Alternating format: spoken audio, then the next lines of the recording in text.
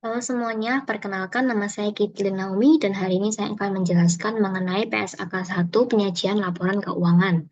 Nah, apa itu laporan keuangan? Laporan keuangan itu adalah sebuah catatan informasi keuangan suatu perusahaan dalam satu periode tertentu yang dapat digunakan untuk menggambarkan situasi, kinerja, usaha, atau perusahaan tersebut. Menurut PSAK 1, laporan keuangan adalah suatu penyajian terstruktur dari posisi keuangan dan kinerja keuangan suatu entitas. Nah, tujuan dari laporan keuangan ini apa? Yaitu untuk memberikan informasi mengenai kinerja perusahaan dan digunakan untuk pengambilan keputusan ekonomi perusahaan. Bisa kita lihat dari laporan posisi keuangan, kinerja keuangan, dan laporan arus kas. Nah, jadi dari laporan posisi keuangan itu kita bisa melihat kinerja perusahaan. Nah, dari melihat kinerja perusahaan tersebut, kita itu bisa mengambil keputusan ekonomi perusahaan. Nah, cara melihatnya itu kita lihat dari laporan posisi keuangannya. Nah, dari situ kita bisa menilai bagaimana kinerja keuangan tersebut. Kemudian kita juga bisa melihat keluar masuknya arus kas dari laporan arus kas. Laporan keuangan terdiri dari 6, yaitu laporan posisi keuangan, laporan laba rugi komprehensif, laporan perubahan ekuitas, laporan arus kas, catatan atas laporan keuangan, dan yang terakhir laporan posisi keuangan pada awal periode. Nah, di sini ada laporan posisi keuangan. Jadi, saya mengambil sumber dari PT Nippon Indosari Korpindo terbuka. Nah, di sini laporan posisi keuangan ini selalu disajikan secara komparatif. Apa artinya komparatif? Yaitu kita itu membandingkan tahun sekarang dengan tahun yang terdekat.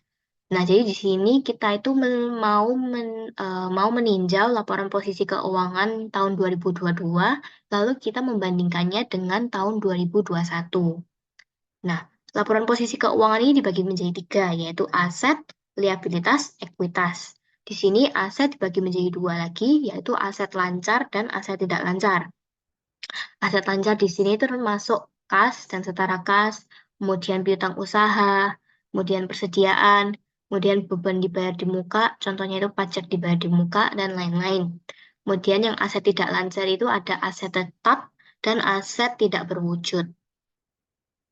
Kemudian yang liabilitas dibagi menjadi 2, yaitu liabilitas jangka pendek dan jangka panjang. Untuk yang liabilitas jangka pendek, itu contohnya itu seperti utang pajak, utang usaha, dan utang lain-lain. Kemudian yang jangka panjang itu ada pinjaman bank jangka panjang, kemudian liabilitas pajak tangguhan, liabilitas imbalan kerja jangka panjang. Kemudian yang ekuitas ini kita melihat modal saham dan juga saldo laba. Lalu ada ekuitas yang dapat didistribusikan kepada pemilik entitas induk. Kemudian yang kedua ada laporan laba rugi komprehensif. Nah, laporan laba rugi komprehensif ini itu memberikan informasi tentang pendapatan, pengeluaran, pajak, dan lain-lain dari sebuah perusahaan. Dan dari situ kita itu bisa menghitung apakah perusahaan ini itu eh, mengalami profit. Laporan ini dibagi menjadi 2, yaitu laporan laba rugi dan penghasilan komprehensif lainnya. Nah, laporan laba rugi itu memperlihatkan pendapatan dan pengeluaran perusahaan selama beberapa waktu dan memberikan perincian laba atau rugi perusahaan. Kemudian penghasilan komprehensif lain itu adalah keuntungan atau kerugian perusahaan yang belum direalisasikan. Nah, di sini ada laporan laba rugi. Saya mengambil dari PT Nippon Indosari Korpindo Tbk lagi. Di sini ada yang namanya penjualan. Kemudian nanti dikurangi oleh beban pokok penjualan atau HPP dan menghasilkan laba kotor atau laba bruto.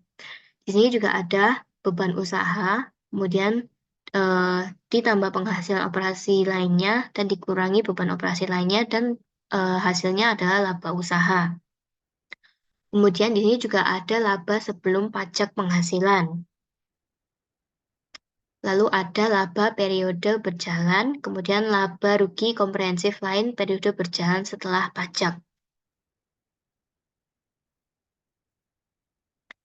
Kemudian ada laporan perubahan ekuitas. Laporan perubahan ekuitas adalah laporan keuangan yang menganalisis perubahan modal pemilik sepanjang periode. Di sini kita bisa lihat bahwa di laporan perubahan ekuitas itu ada modal saham ditempatkan dan disetor penuh. Kemudian ada tambahan modal disetor. Kemudian di sini ada saldo laba, kemudian total, kemudian kepentingan, kemudian ada total ekuitas.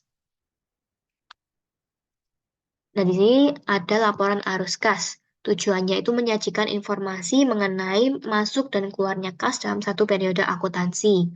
Selain bermanfaat bagi perusahaan, laporan ini juga memiliki manfaat untuk investor dan kreditor dan lain-lainnya. Laporan arus kas ini dibagi menjadi 3 aktivitas, yaitu operasional, eh, pendanaan, dan juga investasi. Di sini sama-sama saya mengambil dari sumber yang sama, yaitu PT Nippon Corpindo.